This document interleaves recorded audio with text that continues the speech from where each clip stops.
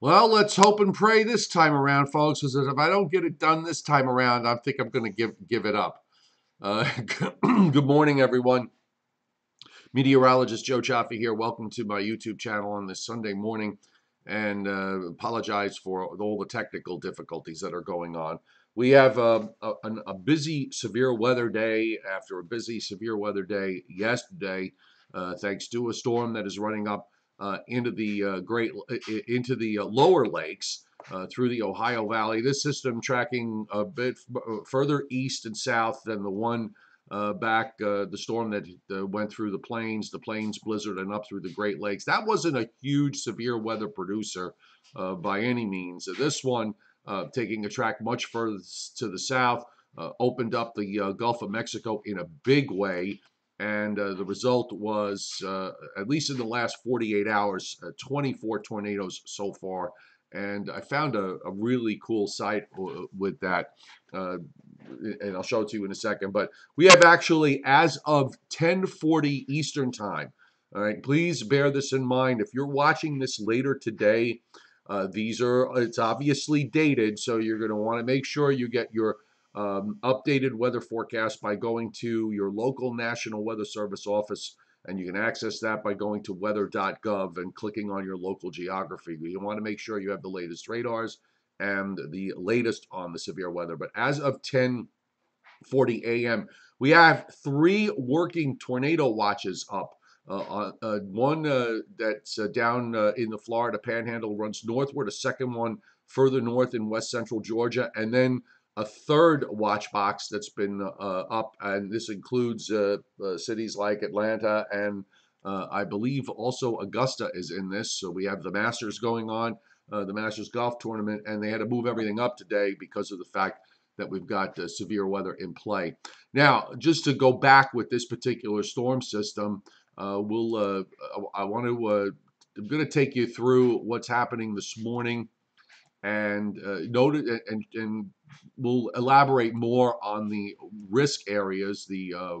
Because the enhanced risk today goes pretty far north up into Pennsylvania, and then turns eastward from there. So it's going to impact areas up in the northern Mid-Atlantic states, and right to about my neck of the woods. When I have to start to deal with the marine layer for coastal areas, that's always going to be a problem. But this is from the University of Michigan. This particular website, it's called tornadopaths.org, and it plots tornadoes over the last 48 hours, and you can actually go to each one, and it'll give you a storm. A storm report from it.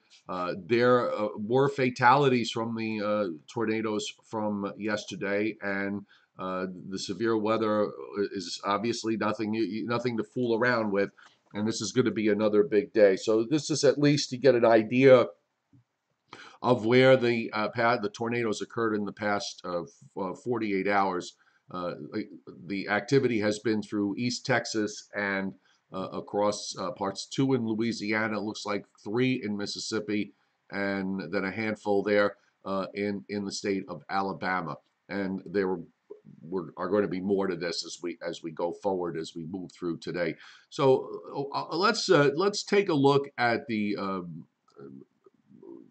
risk areas that are going on for the rest of this Sunday. And please bear in mind that at least for the areas as you move up, it looks like they've expanded the risk area now for my neck of the woods. So this map looks like it's just been recently updated. The enhanced risk is going to be in northern South Carolina, on up through the central Appalachians, and then it kind of hooks eastward there across eastern Pennsylvania. I'm sorry, toward eastern Pennsylvania, and in much of southeast Ohio. But the slight risk now has been pushed to just east of New York City to about the Nassau-Suffolk line, and I'm actually in a marginal risk here on Long Island. Slight risk now getting pushed up also in the Hudson Valley. All of New Jersey down through Maryland, Delaware, Virginia, North Carolina. Much of the thunderstorm activity that's going to occur up in the northern Mid-Atlantic states is really going to be overnight.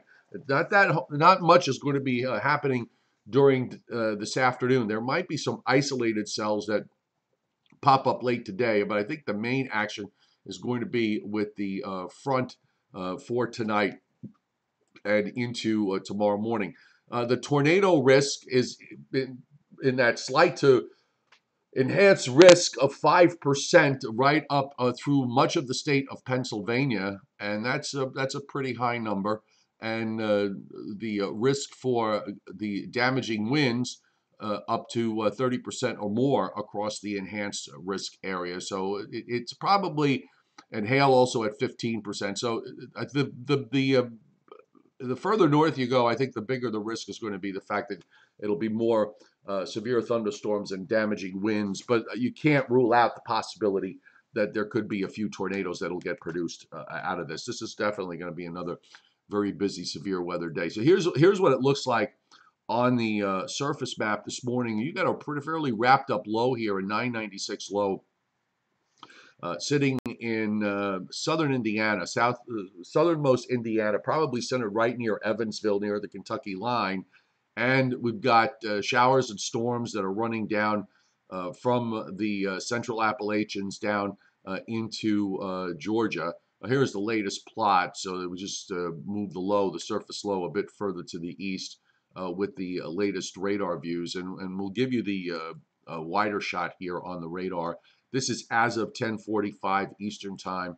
Looks like some thunderstorms are starting to fire up here. A bit of a squall line that's starting to develop down in through those watch box areas, particularly over the Florida Panhandle. Looks like a developing line of storms there, and you've got some pretty strong cells moving into parts of west central Georgia. And this is only going to get stronger as the day goes on. By the way, SPC also mentions the fact that up here through north central Illinois, north and west of the low center, they are actually talking about the possibility of 1 to 3 inches of snow in a relatively narrow band and some thunder snow with all of this. This upper trough is pretty strong, and given the time of year, it would not be a surprise. By the way, we also have some showers and some heavier showers on up and through eastern Ohio and through parts of West Virginia and western Pennsylvania. This is all moving northeast. So for my neck of the woods, this is why I'm thinking we're probably not going to see a whole lot going on today with regards to precipitation. Still having to fight off some low clouds and the marine layer along coastal sections. I actually finally, as I may have mentioned, they broke out into some sunshine just a little while ago. So the marine layer is going to be important for the coast. This is perhaps why SPC has pushed the risk area a little bit further to the east. Perhaps their thinking is that the marine layer will be less of an issue for the coast for later tonight and into first thing tomorrow morning. So let's look at the latest dam model run. The jet, we talked yesterday about the fact that the jet stream in Texas and in Louisiana and through Arkansas, you had this really strong jet at 700 millibars at about 10,000 feet with 60 and 70 knot winds coming in from the southwest and all this Gulf moisture with dew points up into the 70s. So the atmosphere was pretty ripe for a severe weather outbreak. And you do have a similar situation that's set up for today with a very, very strong 700 millibar jet that actually goes all the way up into the Ohio Valley. You can see those jet streaks showing up there, those reddish brown spots. As we're talking about, bursts of strong winds in the upper atmosphere that are even higher than what's being plotted. This is all ripe for thunderstorm activity. You've got this very vigorous upper low, and it looks like it's actually a little bit more vigorous here than it was showing up a few days ago. It was always shown to be a bit vigorous, but it seems to be holding on to its strength longer as the trough shifts eastward. And now, of course, you come into tomorrow morning and you're seeing this very strong jet running up the eastern seaboard from the Carolinas on up into southern New England. So this is where we talk about the firing up of some thunderstorms and the potential for severe weather during the early morning hours for my area on Monday. So here's how it looks on the NAM's surface map. And of course, in northern Illinois, actually, if you believe the NAM, it would even have snow up into Chicago here for later today. But that low center tracking into southern Indiana, so you've got this line of storms that runs up through here for later today, and then for tonight, this is the area after late this afternoon. You get a second strong squall line that forms that moves into western Pennsylvania, eastern Ohio, West Virginia, the Western Carolinas, and then all of this carries through tomorrow morning into areas from eastern Pennsylvania to southern New England, and then out. And then after that, weather conditions are going to improve, although it is going to be on the windy side for later in the day, Monday, from the northwest, with leftover clouds and probably some breaks of sun. Just want to take a look at the NAM 3 kilometer. That's usually these tighter grid. The tighter grid dams should be better with these thunderstorms, in theory at least. It seems as if the NAM 3 is probably not quite as robust with the overall area of downpours and thunderstorms. It has much more of a narrow looking line, almost focused solely on the squall line, not much else. But it does fire up a fairly impressive line here overnight. This is at midnight tonight, 1 a.m. Monday morning, moving across Pennsylvania from west to east. It actually holds it together pretty well when it arrives in northern New Jersey after about 3 or 4 a.m. and at New York City around 4 or 5 a.m. And then it moves on through and it's done. So look, all the upper air totally is supportive of severe weather up and down the east from the northern mid-Atlantic states down to the Florida coast. It's just a very good idea to pay attention to these things as this whole system evolves during the day. And I just want to very quickly take a look at where we're going for later this, because the upper pattern remains, relatively dynamic here. We have another storm that's going to be coming into the plains, and this is probably going to set off another severe weather event later in the week. So this trough swings out. The weather this week in my area is going to be complicated by the fact that you are not going to have a clean. What's the word I'm looking for? I guess it's not going to be a smooth sail from Monday into the next event, even though it probably the next weather system's not going to be reaching the coast until late next week. There are going to be issues with a warm frontal boundary that's going to set up just to the south across Delaware and Maryland, and anywhere north and east of there will be fighting clouds and possibly some occasional shower issues. And then by the time that gets resolved with the front going up to the north, here comes the next upper low and trough, and this gets very vigorous as well as it moves across the Ohio Valley and into the Northeast for next weekend. So it's going to be more severe weather risk for the South certainly later this week. Here's how it looks on the surface map, with of course tonight's low going out, and yep, some snow up in Michigan. That is correct, and parts of northwestern Illinois. More energy comes into the west. Now you see how it has this high off the southeast coast. There's a low that's east of Nova Scotia. So we're kind of in this no man's land with a bit of a warm front that sets up right in between, and it doesn't really go anywhere, that stationary frontal boundary, right through Wednesday and Thursday. So you have to wait until later Thursday. And of course, by this point, you've got low pressure heading up toward from the central plains toward the lakes, and the trailing cold front. Here's your next round of severe weather starting Wednesday, probably in parts of the lower Mississippi Valley, and then Thursday, let's move it further east into Mississippi, Alabama, Tennessee, and more of the same going into Friday. And of course, by now at the end of the week, we're starting to get this.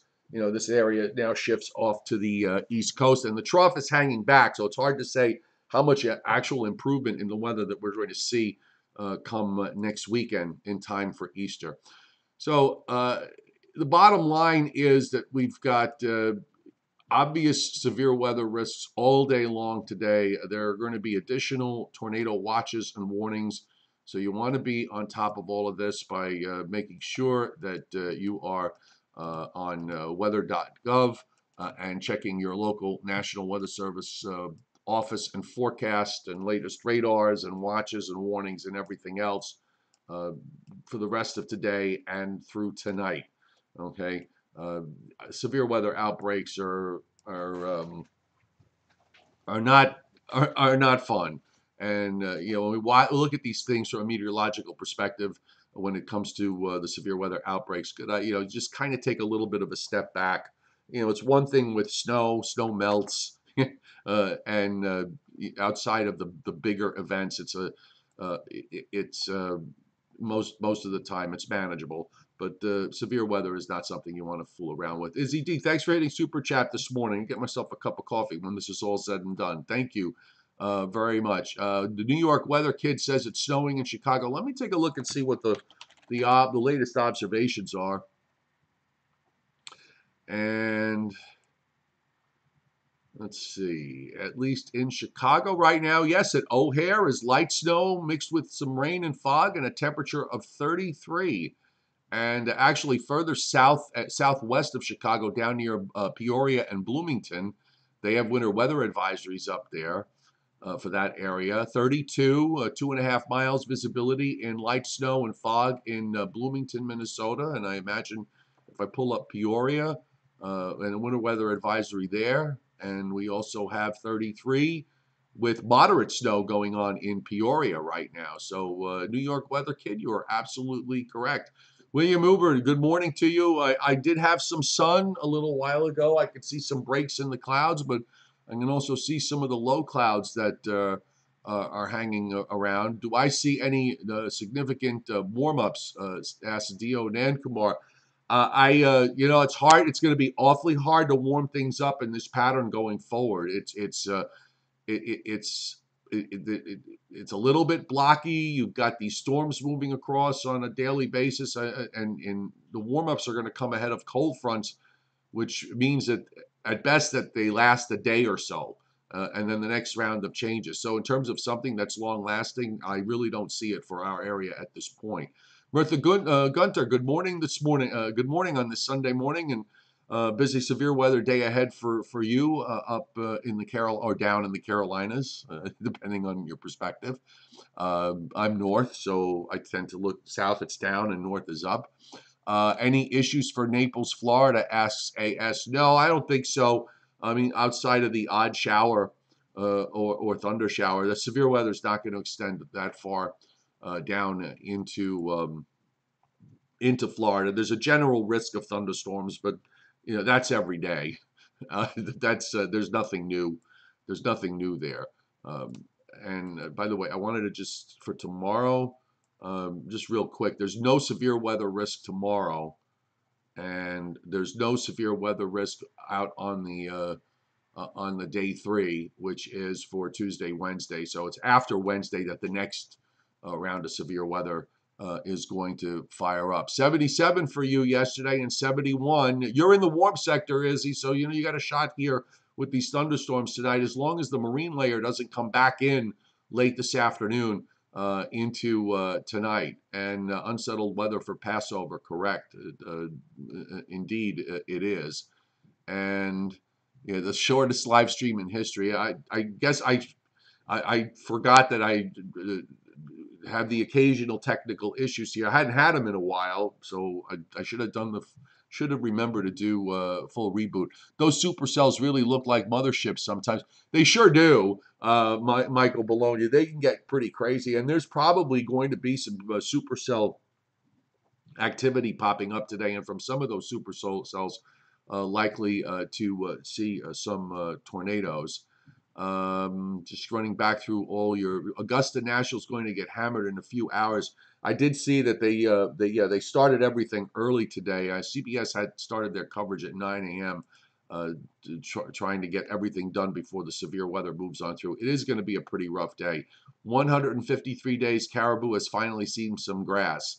Yes, And I think that they probably still have a chance or two for a little more snow in the next week or so with these weather systems moving the way they are, Scott. So it wouldn't be a surprise if they get another little round of snow. Capricorn, sweetheart, it's dark and nasty clouds in Moultrie, Georgia. Welcome aboard. Nice to have you on my YouTube channel. Thunder snow is a thunderstorm that produces snow. It's usually a low top thunderstorm, AS.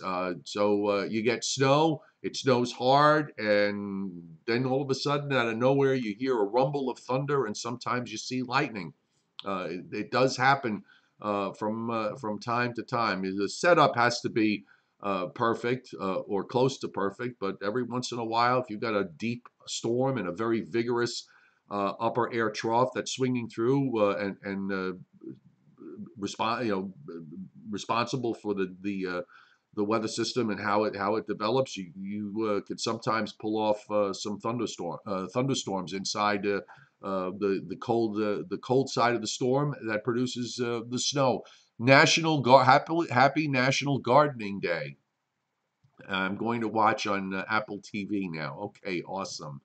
Um, yeah, Mirtha, I had to restart the live the webcast the cast today 3 times because of some technical and signal issues. So hopefully, I'm going to try and clean it up after I'm done. Which, by the way, is right about now. We're going to wrap it up at this point. So thanks very much for being here, everybody. Enjoy your Sunday and be safe with all the severe weather out there. Be sure that you check in every once in a while with weather.gov and your local National Weather Service office with regards to what's happening on radars. And if you see threatening weather conditions, of course, take cover to secure your safety and first and property second.